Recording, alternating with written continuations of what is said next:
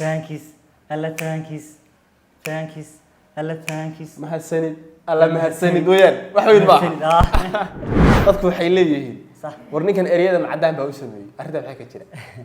waxaa ka maqlay commentiyada markaan aqriyay ma joog bay dhaba la xaleeyay haye luqada kale ma ku iyo heshiis dhaantadan waxaan ku weeyay ka horaniyo inaan carabiga ka dhigaa way maxaad uga dhig weyda carabi carabi waxaan uga dhig waayay quraanka baniyo yaa xaga ka soo galay carabi kariimka ah quraanka kariimka marka saasaan darteed baan oga isoo gaday marka ingiriiska u bedelay gabadh waxay ula yaabanaa gabadh inta soo wacday dhahday qari shaqo joogta war sameeyr hee seetaas ma fiicin waraa maxay ingiriiska la wada hooga maad gaalowda kulaha waxaana wanaagsan daawadayaal waxaad ku soo dhawaataan waraysi gaar ah aan la yeelan doono Samiir Yare oo markaasi ah abwaan da'yar dhaantayahan soo qaaday muddo aan ku qiyaasayo toddobaadkan dhexdiisa dhaanto baraha bulshada hadalhayn aad u badan ka abuurtay dabcan haddii deegaanka Soomaalida aad hore uga baratay in lagu dhaanteeyo suugaantii waliba markaasi dhaqankii Soomaaliyeed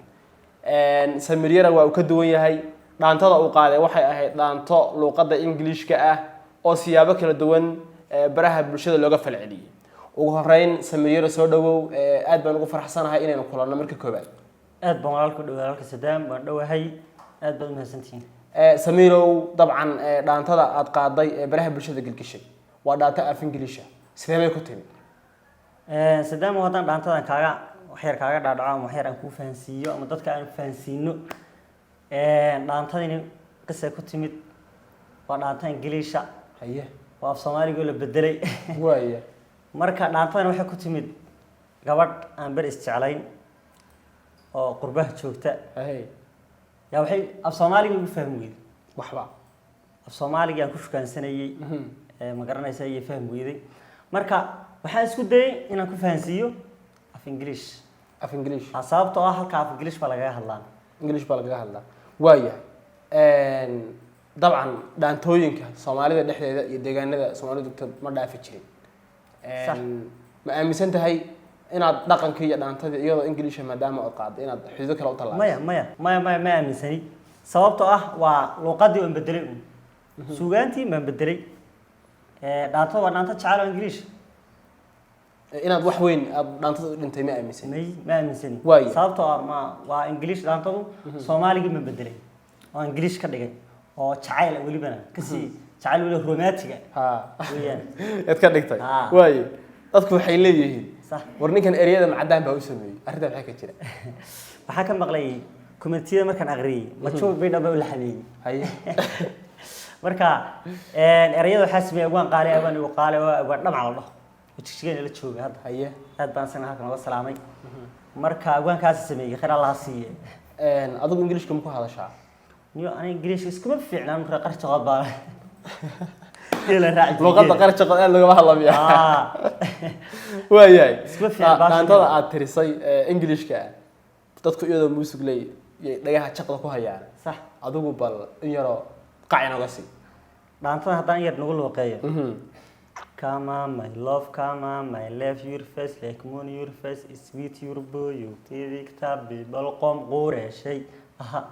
قوم maxay la macno tahay marka هذا هو المعانينية هذا هو صومالي لكن هو المعانينية هذا دير سوق قريب من معانيس واي انت هذا اتريسي معناheedu muxuu yahay Come on, my love, kaalay jacaylkaygiye kaalay noloshaydiye waa kamida haye marka qoom quraashay intaas laakiin waa Soomaali قوم قراشي قوم قراش تبى يقول لي هو قوم كي قراشات قروحدي عرفت waxaad ii sheegtaa صح dhaantada waxa ku badan thank you alla thanks alla mahadsanid haye mahadsanid alla mahadsanid dhaantada thanks waa lagu mahad celinaya gabadha lagu mahad celinaya maadaama hadday fahamtay haye waad mahadsantahay inaad yar waayahay dadku waxay qabaan dhaqankii dhaantadii inaad ku xadgudubtay sax arrinta maxaad ka leedahay may kuma xadgudbin way waa Soomaaliga oo bedelay waa Ingiriiska oo Soomaali u bedelay waa Ingiriiska waa Soomaaliga oo Ingiriis u bedelay weeyaan wax macno oo kale gabadh waxay ula yaabanaa gabadh inta soo wacday dhahday qari shaqo joogta war Samiir hee seetaas ma fiicin waraa maxay Ingiriiska la wada hooga maad gaalowda kulaha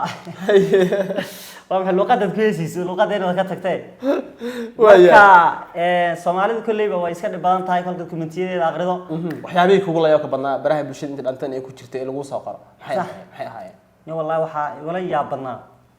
kulaha wasaarada Soomaaliya ha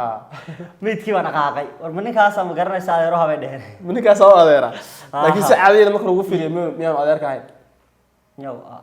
soo reer wasaarada Soomaaliya wasaarada Soomaaliya way u salaamay yahay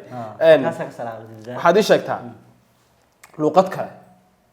ku heesaysaa dadku English bay hadda kugu arkeen luqado kale ma ku yo heesaysaa dhaantadan waxaan ku weeyay kolka hore inaan Carabiga ka dhigaa